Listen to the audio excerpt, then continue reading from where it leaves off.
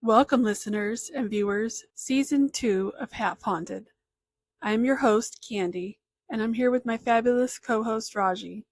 This season is about urban legends, lore, cemeteries, famous haunted places, and serial killers. Welcome, my special co-host, Raji. Hello, Raji. Hello. How are Hello. you? This is good. How are you? I'm good. So I'm this is good. a Veterans Day paranormal episode. We'll be talking about ghostly encounters for paranormal military stuff. Our first up is ghostly encounters aboard the USS Hornet. USS Hornet, celebrated for her service in World War II and Vietnam War, earned numerous commendations for her outstanding performance and operations. Besides her military achievements, she was notably involved as a prime recovery vessels for Apollo 11 and 12 missions. Throughout its years of service, approximately 300 of her crew members perished due to accidents or suicides.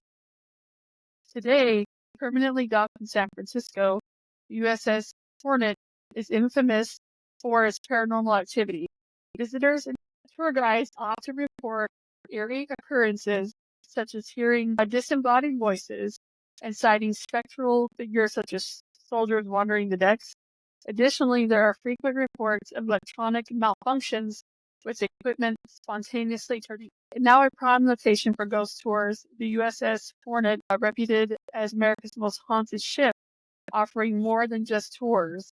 The Hornet invites the brave-hearted to experience an overnight stay aboard the decommissioned World War II era ship. This gives guests a closer look at areas known for their paranormal activity and perhaps a chance to encounter the Hornet's spectral 50-member ghost crew. It's a lot. For those fascinated by haunted history and seeking adventurous experience, a visit to the U.S. Hornet provides an unforgettable encounter with the past and lingering spirits.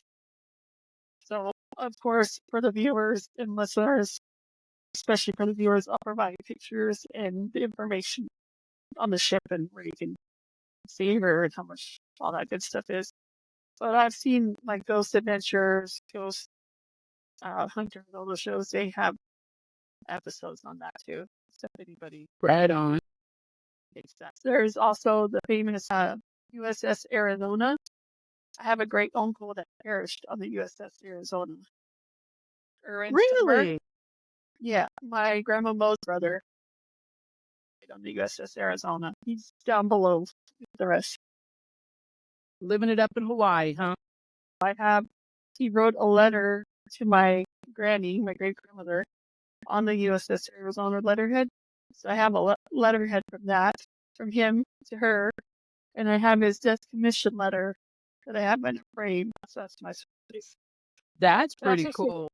I'll picture him at the end of the podcast for the YouTube viewers too, so you'll see what he looks like.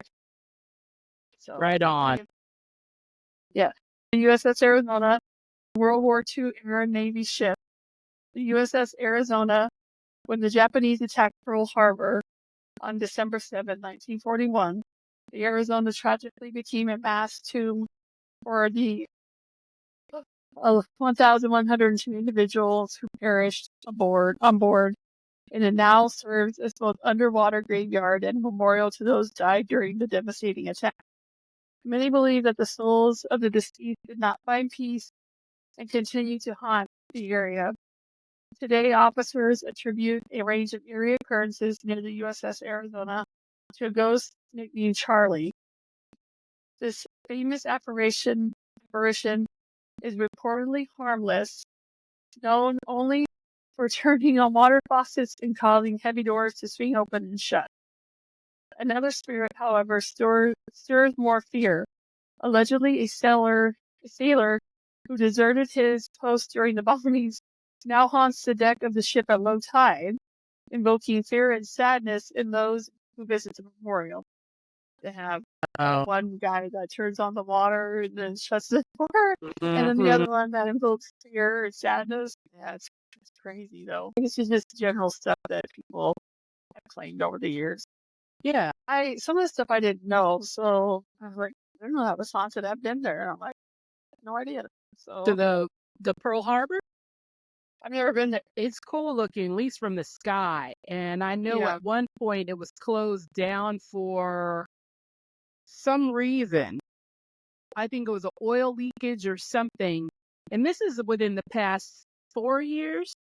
Hmm. I think that this happened. It might be opened up again. But the only reason why I'm like, it's like flying, to New York on 4th of July. I did that at night once. You got to see the fireworks and Statue of Liberty. Like, we left early at 6 o'clock in the morning. So we got to see, I'm like, I wonder. And I never knew the airport was basically right next door to the memorial. So I love me a window seat, plus I'm tall. And I got to see it. You got to smash and do that weird look. But I'm like, that's really cool. But I've never, ever got a chance to visit. I'll have to see if we ever make it to the Big Island again at some point in our life. We will go and actually see it and go from there. But it's very, very interesting. Be nice to see where my great uncle Yeah. is. Oh, So yeah. our next spot is Fort Leavenworth. Fort Leavenworth is renowned as one of the most haunted military installations in America. It continues to be an active site. Many claim it is populated with numerous ghosts that haunt the buildings and landscapes. Among its famous spectral residents is General George Armstrong Custer, whose spirit allegedly lingers in the general's residence. Even though he didn't die there, his presence is attributed to the court martialed for mistreatment and uh, desertion of his command. However, certain buildings are said to be more intensely haunted than others, with Rookery. What is that? Rookery Rookery. Mm-hmm. at 14 Summer Place being recognized as both the oldest and most haunted site. Reports from U.S. Army detail a variety of eerie occurrences experienced by its residents, ranging from vanishing objects to unexplained noises to ghostly figures. Notably, one spirit, a long-haired woman, is said to assault inhabitants by scratching them. Yeah, that's pretty scary when you're being assaulted. No Mm-hmm. assailant, you know what I mean? It's always scary. Yeah. Another site of high paranormal activity is the St. Ignatius Chapel Tower, which has undergone multiple reconstructions due to fires. Currently, a house occupies its original site where witnesses have reported sightings of a young priestess ghost, a former casualty of a fire. Moreover, the chapel was rebuilt after mysteriously burned down in 2000. Wow. So apparently, it should be rebuilding something if it keeps burning down. You know what Yeah. I mean? Leave it alone. Yeah. In totality, Fort Leavenworth hosts over 36 haunted sites, specifically Tower 8 of the old disciplinary barracks demolished in 2004. Still has reports of a soldier spirit who ended his life there. Now supposedly contacts the guard control room. This site was also a scene of harsh executions following a World War II prisoner revolt, where excess executions were carried out in the elevator shaft, leading to reports of ghostly screams when the elevator is empty. Yeah, if I'm on an elevator, I'm hearing screams and no one's in there with me. Yeah, Taking the stairs. exactly. Yeah, I'm not a stair person. God Neither knows I need the am. Stairmaster 5000, but I'm taking the stairs. Yeah. I'm taking the I'm stairs. out. That's your side. Take the stairs. Yes. Nothing.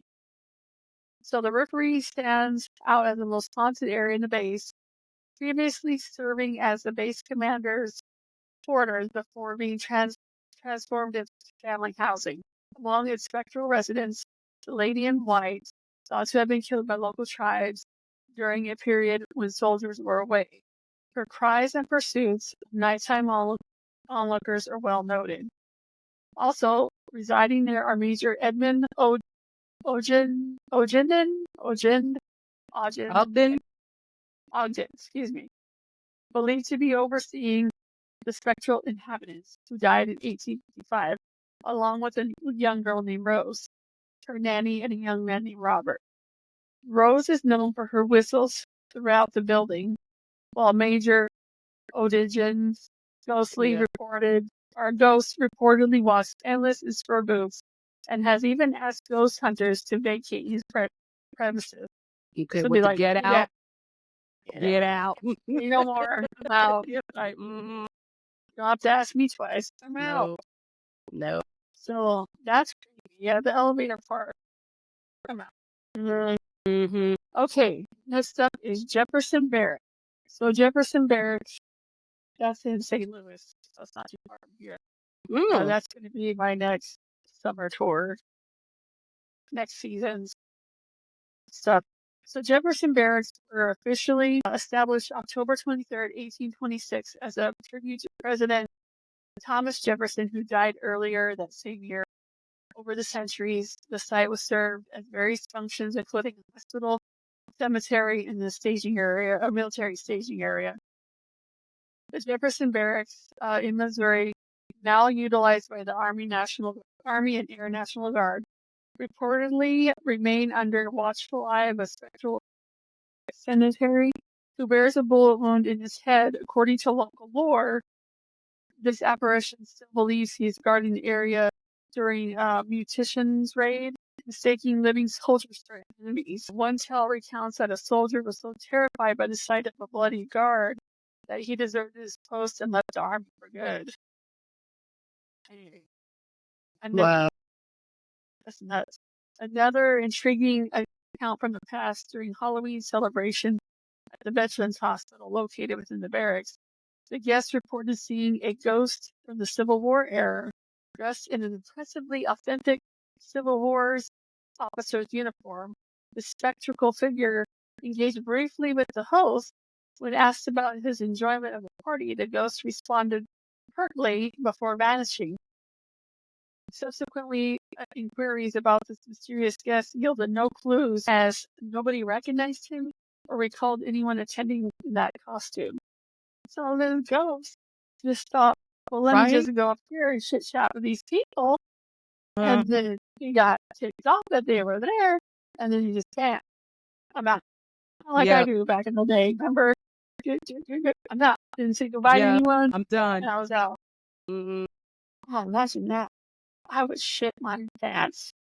I Right. saw somebody, and they were talking to me, and he got offended and left. And, didn't you say so-and-so? There was nobody there by that time. Right. Yes, there was. And that would make you think you're crazy. Like, I gotta visit this place. Mm. But right down the street is the cemetery. It's a big cemetery that has Lewis Clark, a lot of Civil War soldiers. Because, Missouri is a Southern Confederate state. Yeah. Illinois is not. Mm-hmm. Anyway, I want to visit that area. Yeah. So, that's interesting. That'll probably be spring, summertime. This one comes out of Cheyenne, Wyoming. Here's another good word. Indigenous. You got it. History and, Indigenous history and hauntings of F.E. Warren Air Force Base, located in Cheyenne, Wyoming. Operates under Global Strike Command of the United States Air Force and is responsible for managing all USICMBS long before it became a hub for nuclear capabilities. Wyoming has home to local native tribes, including the Crow Creek Indians, initially established a Fort D.A. Russell in the area and shield railroad workers from attacks by indigenous tribes. Unfortunately, this led to numerous tragic encounters in which many Crow Creek people were killed. For over a century, there have been accounts of ghostly cavalry troops patrolling the base at night, a chilling reminder intended to deter the native population. F.E. Warren Air Force Base is reputed as one of the most haunted locations in Wyoming and possibly across the United States. One of the most well-known ghost stories of the base involves the ghost of Gus Borders. What a name. Mm-hmm. What a name. Gus, according to local lore, Gus was a man entangled in a scandalous affair with the opposite Oh. wife. I know. Scandalous. In a Mhm. frantic attempt to avoid a confrontation with the enraged husband, Gus leaped from a second-story window only to meet his untimely death by accidentally hitting himself with the clothesline, cursed to roam the base eternally as a spectral figure. To this Wow. day, right? Imagine you're banging somebody's slapping them cheeks, banging, tapping them cheeks, and your husband comes home. You're running for your out the window you go. You think, I made it? Just maybe a possum, broken leg, broken ankle, and clothesline kills you. Wow. Then, and then you're cursed to roam the base for eternity. I'd be mad. I would be mad. Yeah, what a way. One minute you're clapping cheeks, and the next minute you're rowing the base with your pants down to your ankle. I mean, let's be real. I mean, thank you to those I veterans. mean, Thank how you. big was This how is high up half was on it. is this building still there? Do we need to take a tour? How Is the far is, I clothesline wonder how still there? far, Where are we at? This Air Force is in Wyoming. Wyoming. Wyoming. Okay. Yeah, Cheyenne. I don't know. We need to find Gus. See if he's still around. Gus, are you there? That would be embarrassing. Okay, he's not hanging from his butt cheeks.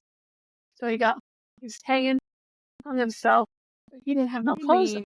mean, You're banging the opposite wife, sucking cheeks. I mean, you hang yourself and your balls low. I'm I'm trying to figure out how high was this building. I wonder if the building is still there. Then we have to figure out where the clothesline was located. Well, since it's if it's still military, they probably won't let you but see but so much. Who knows? It's like Area 51. Now we're gonna have to investigate this further. Yes, I want to we are. know the metrics. Like, is it 2, 3 story? How did the Yes. rope? How did it not snap? Because you know those clothesline are not that. Was it best of the day? Like, it didn't give a year or nothing. He probably didn't have no clothes on, and he tripped. Bam! Caught his neck, and his balls are hanging. You know, did he shave? I mean, imagine the Now embarrassment. you know them fools You're wasn't out shaving. there, Yeah. spread eagle, like this. I mean, on a military base, God rest his soul, yes. But geez, Yeah. I need apple. Did he get a Purple Heart after that?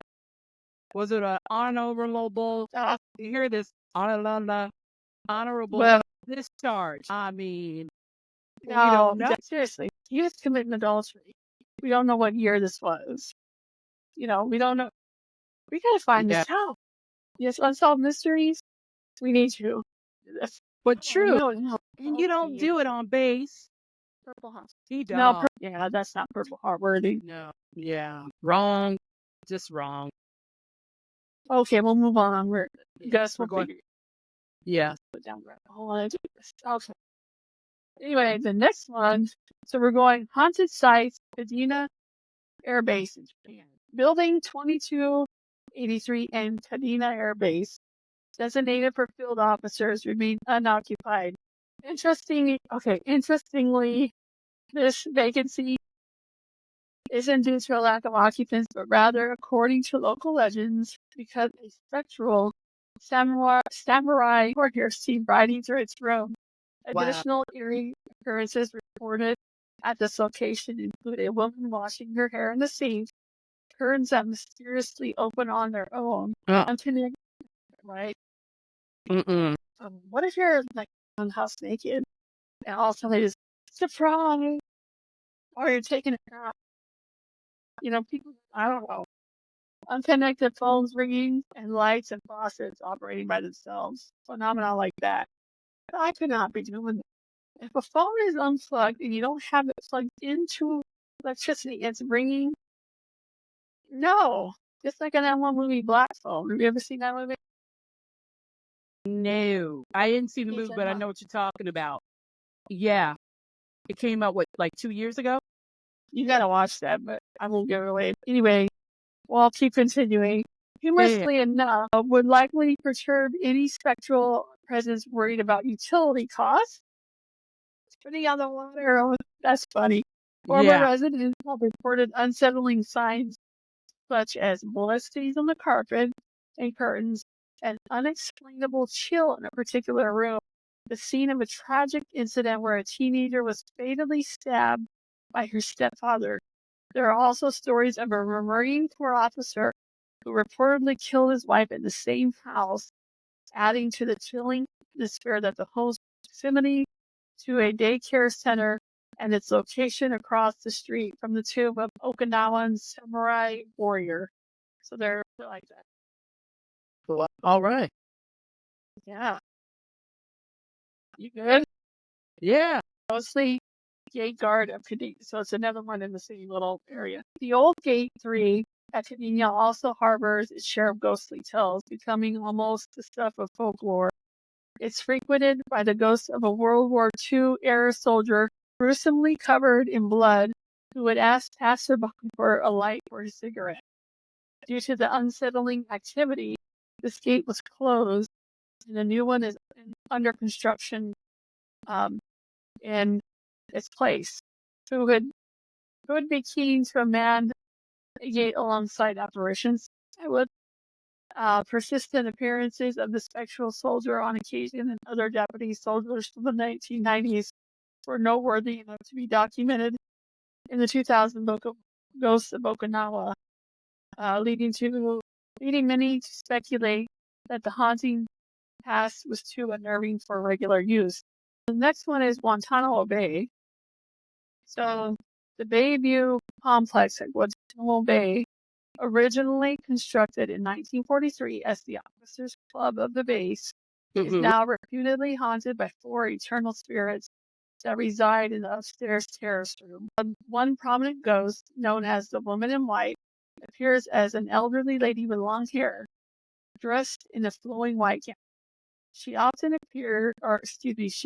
occupies a chair, gazing out towards the parking lot. Legend has it that she lived in the apartment within the club before her lifeless body was discovered in the bathtub. Additionally, the wives of base commanders have reported sightings of a man dressed in khakis moving from the living room to the bathroom of the commanding officer's residence. In 2007, Paul O'Leary, who was present in the house at the time, felt that the ghost merely sought the comfort of knowing someone else was there. Considering that the location housed Marine camps from 1901 to 1920, the spectral figure might not just be an officer, but instead a seasoned Marine from an earlier era, which makes sense. Probably could be someone else. Fort Monroe. The renowned poet Edgar Allan Poe, famous for his mysterious and macabre works, tragically died in Baltimore from an illness with symptoms resembling rabies. During his lifetime, Poe served as an artilleryman for Fort Monroe, known then under the alias Edgar A. Perry. It's said that military life did not suit him well, leading him to request a discharge. After leaving the service, he attended the military academy at West Point and revisited Fort Monroe 20 years later, where he was known to read poetry to a young woman. Visitors of Fort Monroe might glimpse his spectral figure on the porch of the Chamberlain Hotel, perhaps reading to the same young lady. Fans of Poe have speculated that his poems, The Raven and Annabel Lee, were inspired by his experiences at Fort Monroe. It's happening to both of us. Fort Monroe also reportedly hosts other ghostly figures, including Abraham Lincoln, who resided in quarters number 1 during 1862. This was a pivotal year when he strategized the attack on Norfolk. Today, I have a problem with him because everybody sees this dude all over the place. He's almost the number one presidential ghost that everybody sees, Abraham Lincoln. Really? He's been known to be seen here. His ghost is everywhere. Have you ever noticed that? Like people have been seeing Abraham Lincoln in the White House. They've been seeing him here and here and here. I've seen where he was born and raised. I've been in this cabin. Well, not been. I've been in the area where he was born. I've actually seen where he's buried. For the first place and the second place. And then the only 2 places I would consider him ever being haunted, right? Or roaming if he was, would be the White House, right? And would be the place he grew up in, and maybe his tombstone, his area where Yeah, he's buried. Not right. all over California. Oh, he's been here, he stayed here. Like he knows where the portals are, so he's just gonna Right, like, teleport anywhere he pleases. I don't Right. understand it. Like, I get it. Claim they see a dude in the top hat. Well, back in that era, there's people with the top hat, there's people here, people there, Hmm. they can see anybody. I just don't understand that aspect. But I respect it, but I don't understand it. Whatever. Yeah. If it makes sense. Okay, let's see. This was a pivotal year when he strategized attack on Norfolk. Today, visitors report seeing Lincoln's apparition, often deep in thought by the fireplace. Jefferson Davis, another notable figure associated with Fort Monroe, was imprisoned here in 1865 on charges of treason and conspiring to assassinate Lincoln. Held in a casemate, now part of the Casemate Museum, Davis's ghost is rumored to wander the nearby ramparts at night. Additionally, sightings of a mysterious woman gazing out of the window near the casemate have been reported. I have never heard of a casemate, so forgive me. Some claim the window trembles when her spirit appears. These stories contribute to the rich tapestry of history and mystery that envelops Fort Monroe, making it a fascinating destination for those interested in both the paranormal and historic. And that's an interesting story. So, a case meat, I need to find out what a case meat is. Right? Yeah. I need to brush it up. Yeah. Edinburgh, I didn't know anything. I just know we have a Poe Park in New York, but it's just a park. Dad played basketball there, street ball. There's a difference between professional and street ball. So rules. Ghostly aircraft. During the following World War II, fighter planes patrolled the skies, often materializing and vanishing among the clouds. A notable incident occurred a year after the attack on Pearl Harbor. The United States Army radar detected an approaching aircraft and immediately scrambled pilots to interpret it. During the United States Army radar detected an approaching aircraft and immediately scrambled pilots to interpret it. The aircraft, identified as an American P-40, which bore numerous bullet holes and had its landing gear gruesomely twisted. Inside, the pilot was seen slumped over, his uniform soaked in blood. Suddenly, the plane plummeted, spiraling uncontrollably before crashing. When recovery teams arrived at the crash site, they discovered the P-40, but mysteriously the pilot's body was nowhere to be found. The Battle of the Alamo. The Battle of the Alamo, occurring in 1836, marked a critical point in the Texan struggle for independence from Mexico. Today, the site in San Antonio stands as a historic landmark, encompassing a cemetery for the remains of soldiers who fell there, many whose bodies were dismembered and discarded in the San Antonio River. Paranormal encounters were reported mere days after the battle concluded, when Mexican General Juan Jose Andrade commanded that the remaining bodies on the battlefield be burned to prevent disease.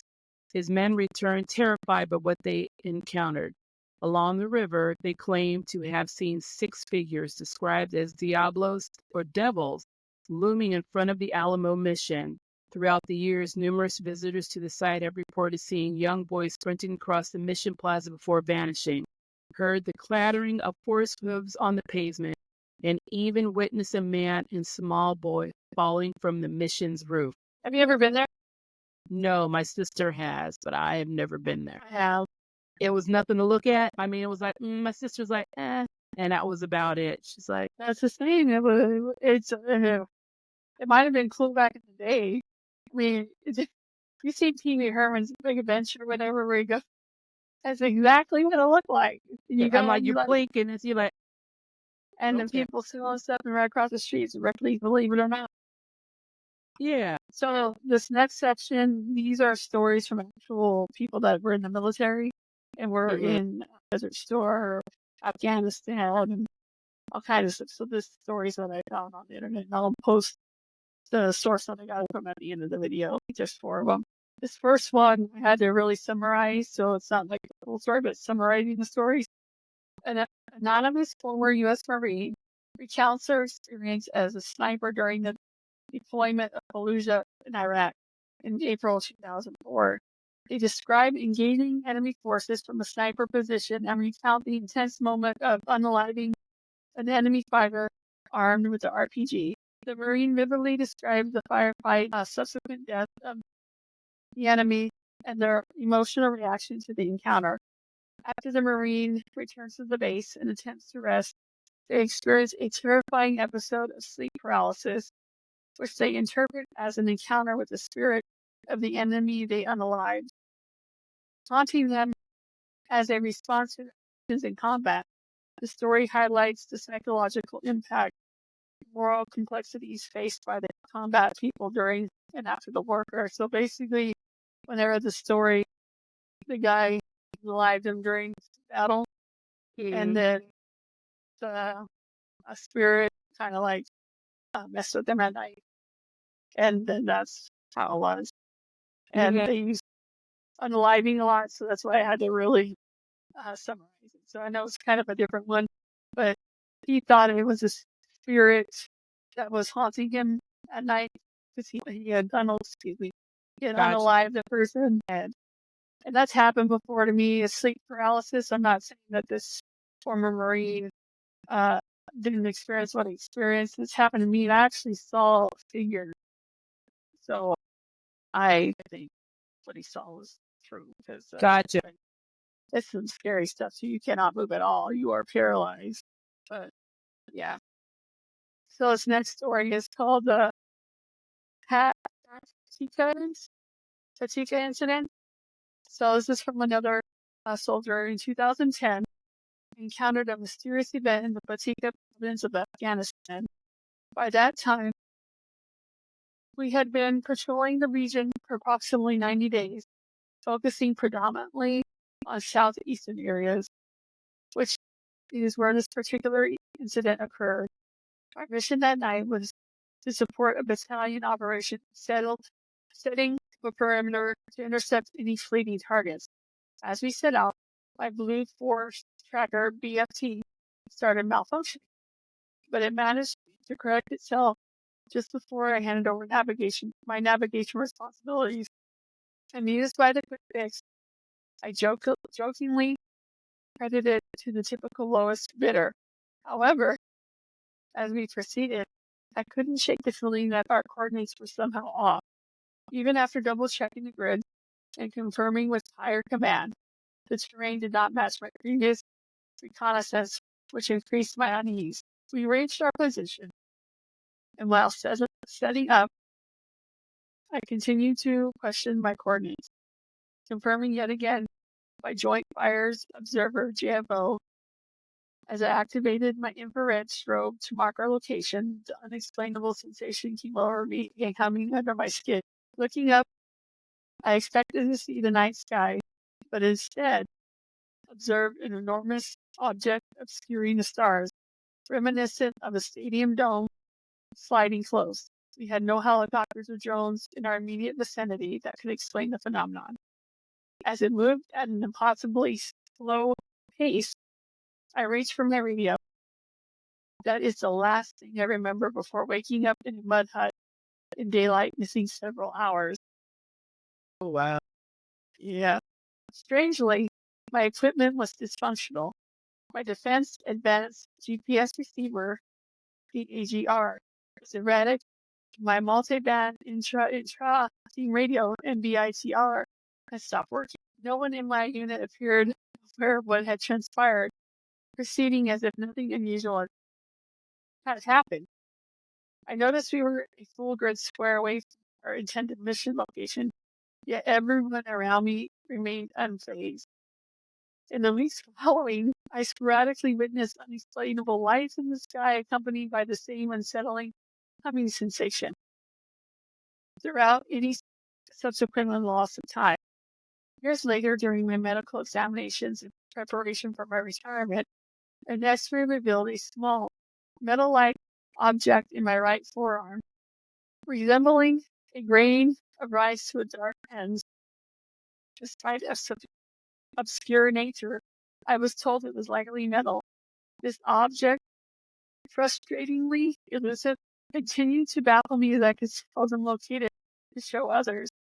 To date, I've never experienced anything similar either in Iraq, Afghanistan, or any location that night.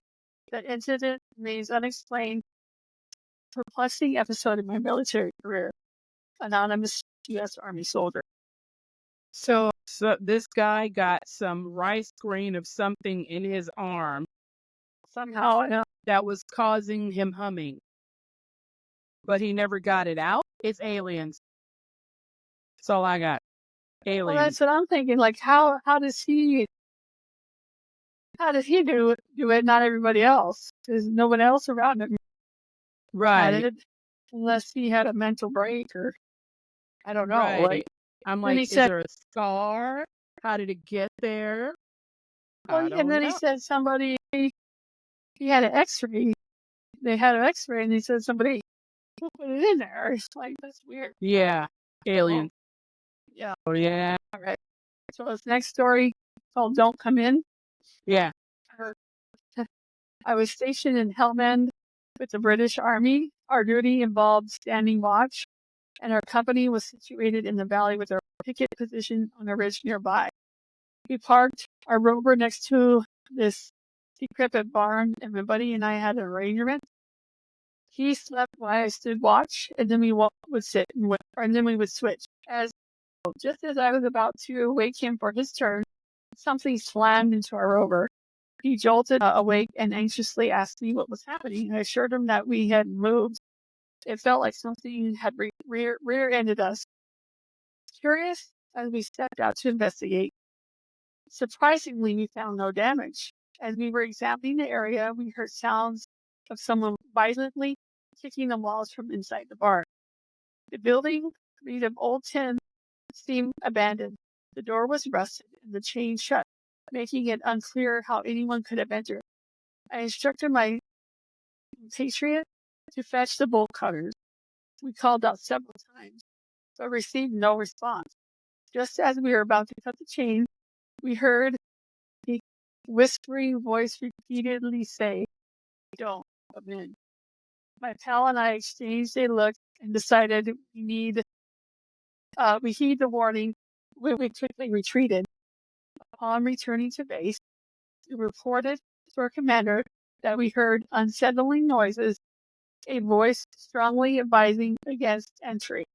We waited until morning when the explosive ordnance disposal EOD and team arrived. They opted to cut through the barn's wall and discovered a scene resembling a slaughterhouse. Bones scattered everywhere, with a mine connected to the door. That's crazy. Thankfully, they Wow. managed to disarm it. I know, that's wild. And we vacated the area promptly. I would too. I'd be like, I'm out. Mhm. A few days later, I discussed the incident with one of our Afghan colleagues, who informed me that the site was traditionally avoided, likely due to its gruesome history involving the Russians slaughtering a village there. This led me to wonder if the whispering voice had been someone wanting us to uncover the site, but without Mhm. the pearl of triggering the mind. Even now, as I recall the event, a chill runs through. That's wild. That Yeah, is, bones everywhere. Geez, someone saved your life. someone saved your life today. Wow. All right, our last story. It is called The Invisible Man. During my second deployment to Iraq, we were conducting a nighttime small unalived team, SKT, ambushed from a commandeered house overseeing the intersection notorious for IED placements. Our goal was to neutralize those setting the explosives. As dawn approached and we prepared to pack up and have the QRF platoon retrieve us, we spotted a solitary figure carrying an artillery round. It was too bright for night vision, yet still dim for the naked eyes. But we positively identified him as a hostile threat, and I constructed my sniper, who had an M110, to take the shot.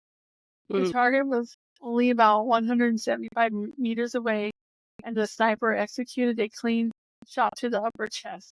Through my scope, I saw the bullet strike and watch him collapse and fall into the grass at the roadside. He was slender and dressed in a snug athletic shirt. Unprotected by my body armor against a 7.62 NATO round at that range, after confirming that unalive, I radioed the QRF for the extraction and reported the incident to company TOC. As the QRF approached, my team exited the house to gather intel from the body and, if possible, transfer it to the local police station. Yet when we reached the spot, there was no body, no blood, no signs of drag, no IED, absolutely nothing. The absence of any evidence made us look confident, especially since I had already communicated the unalive through the company channels. The incident transformed the ongoing subject of ridicule, but strange occurrences are not uncommon in war. Years later, I encountered a veteran from the unit we replaced. While sharing stories over drinks, I mentioned the intersection known for frequent IED placements.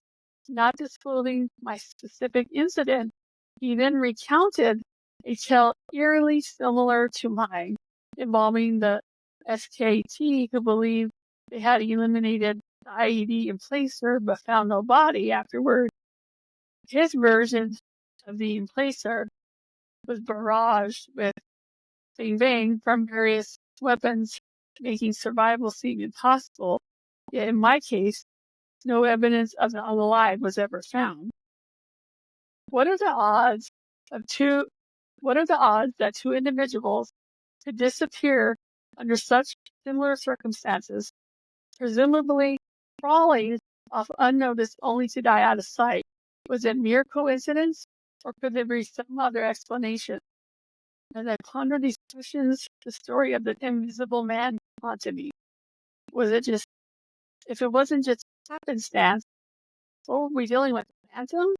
Had we experienced a collective hallucination?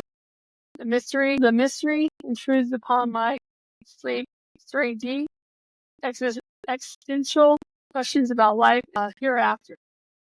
Could the invisible man be waiting my arrival in the afterlife? And this is from a soldier. Isn't that wild, though?